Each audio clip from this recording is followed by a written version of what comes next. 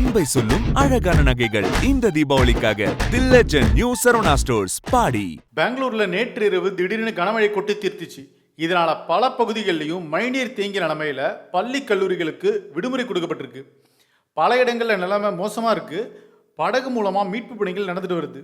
கடந்த 3 நாட்களாவே பெங்களூர்ல பல பகுதிகளில் நல்ல மழை பெஞ்சிட்டு வருது. இதனால பொதுமக்களுடைய அன்றாட வாழ்க்கை கடுமையாக பாதிக்கப்பட்டுச்சு. இந்த சூழல்ல நேற்று இரவு திடீர்னு நகரத்துடைய பல இடங்கள்ல கனமழை கொட்டி தீர்த்துச்சு. இதனால பாதிப்புகள் மேலும் மோசமடைஞ்சிருக்கு. பல தாழ்வான பகுதிகளில் நீர் தேங்கி இருக்கு. சாலைகள் குளம் மாதிரி மாறிடுச்சு. இதனால பொதுமக்கள் அலுவலகம் போகவே பெரும் சிரமத்தை எதிர்கொண்டாங்க. நேற்று இரவு பெங்களூர்ல பல பகுதிகளில் குறிப்பா நகரத்துடைய வடக்கு பகுதிகளில் கனமழை வந்திருக்கு. இதனால பல இடங்கள்ல நீர் தேங்கியிருக்கு. சில இடங்கள்ல வாகனமே போக முடியாத சூழல் ஏற்பட்டிருக்கு. அந்த அளவுக்கு நீர் சூழ்ந்திருக்கு. பல முக்கியமான சாலைகளில் படகு மூலமாக மீட்பு பணிகள் நடக்குது. அந்த அளவுக்கு நிலைமை மோசமாயிருக்கு. இந்த கனமழையால் விமான சேவையும் கடுமையாக பாதிக்கப்பட்டிருக்கு. சுமார் 20க்கும் மேற்பட்ட விமானங்கள் தாமதமாயிருக்கு. மேலும் பல விமானங்கள் திசை திருப்பப்பட்டிருக்கு. டெல்லியிலிருந்து வந்த ஒரு ஏர் இந்தியா விமானமும் 4 இண்டிகோ விமானங்களும் சென்னைக்கு திருப்பி விடப்பட்டிருக்கு. முக்கிய சாலைகளில் நீர் தேங்கி இருக்கிறதால போக்குவரத்து கடுமையாக பாதிக்கப்பட்டிருக்கு. சில்க் போர்டு உள்ளிட்ட முக்கியமான சந்திப்புகளில் தண்ணீர் தேங்கி நிற்குது. அங்கே போக்குவரத்து முழுமையாக முடங்கியிருக்கு. யலஹங்கா உட்பட சில பகுதிகள் மொத்தமாக நீரில் மூழ்கியிருக்கு. யலஹங்கா பகுதியில் இருக்கிற கோகிலு ஜங்ஷனில் இந்திய விமானத்தளம் ஒன்று இருக்குது. அந்த ஜங்ஷன்ல இருந்து விமானப்படை தளம் வரையிலான சர்வீஸ் சாலையில் மழைநீர் தேங்கியிருக்கு. அதனால் அந்த சாலை மூடப்பட்டிருக்கு. இதனால் மக்கள் ரப்பர் படகுகள் மூலமாக தான் அந்த பகுதியை கடந்துட்டு போகிறாங்க. அதிகபட்சமாக சௌடேஸ்வரி பகுதியில் 157 மில்லிமீட்டர் மழை பெஞ்சிருக்கு.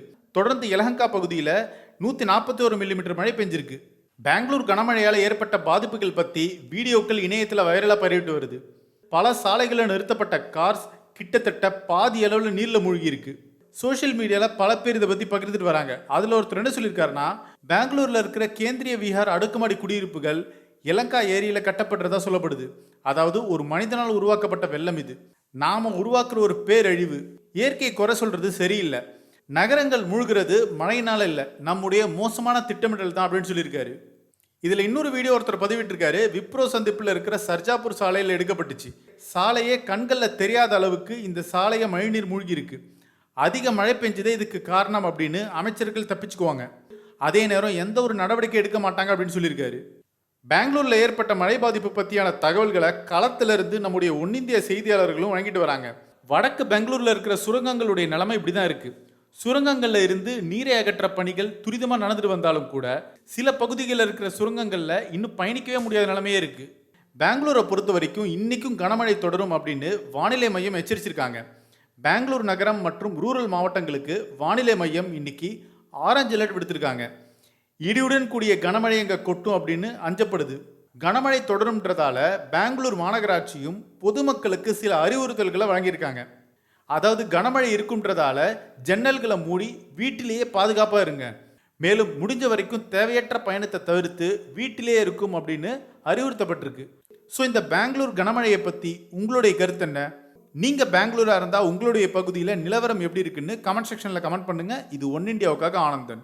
குடும்பங்கள் கூடி கொண்டாடிட இந்த தீபாவளி உங்களுக்காக the legend new Saravana stores, Srinagar மற்றும் பாடி.